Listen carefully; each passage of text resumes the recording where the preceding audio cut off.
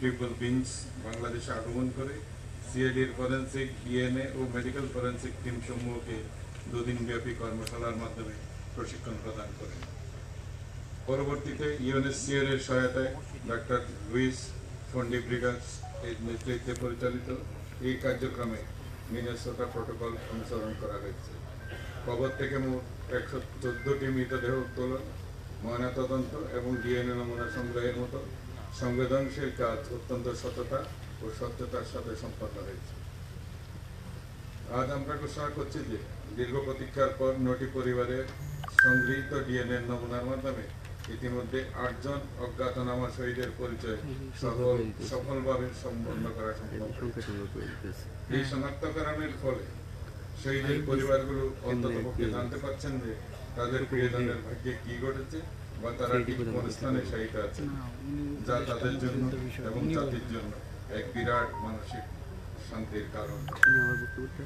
এই কার্যক্রম কেবল আইন, মানবাধিকার এবং আন্তর্জাতিক মানদণ্ডের প্রতি আমাদের অঙ্গীকারেরই প্রতিফলন নয়, এটি নিখোঁজ শহীদদের পরিচয় নির্ধারণ, পরিবারগুলোর অনিশ্চয়তা দূরীকরণ এবং ভবিষ্যতের বিচারিক কার্যক্রমের জন্য গুরুত্বপূর্ণ ফরেন্সিক প্রমাণ সংরক্ষণেও সহায়ক হয়েছে। এই মহৎ কাজে যারা অক্লান্ত পরিশ্রম করেছেন, সিআইডি, ফরেন্সিক বিশেষজ্ঞ চিকিৎসক, নির্বাহী ম্যাজিস্ট্রেট, ডিএমপি, ডিএনসিসি এবং জুলাই শহীদ স্মৃতি ফাউন্ডেশন সহ সংশ্লিষ্ট সকল সংস্থা ও ব্যক্তিবর্গকে আমি আন্তরিক ধন্যবাদ ও কৃতজ্ঞতা জানাই। বিশেষ করে সিআইডি প্রধান ও অতিরিক্ত আইজিপি মোহাম্মদ সিবগাতুল্লাহ পিপিএম ও তার টিম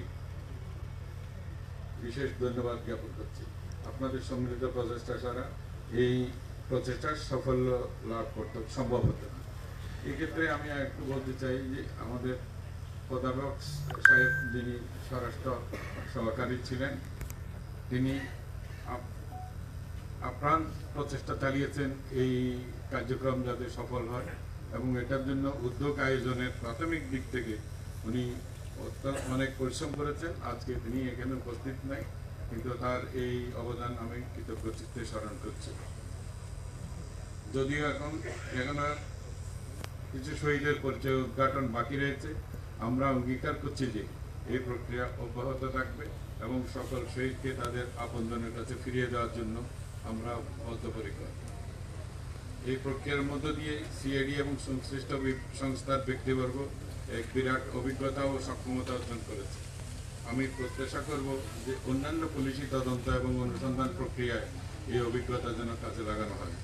আজকের এই দিনে আমরা সেই সকল শহীদদের আত্মার মাগফিরাত কামনা করি এবং তাদের পরিবারের প্রতি গভীর সমবেদনা জানাই। আমরা দৃঢ়ভাবে বিশ্বাস করি যে তাদের এই আত্মত্যাগ কখনো বৃথা যাবে না। ধন্যবাদ।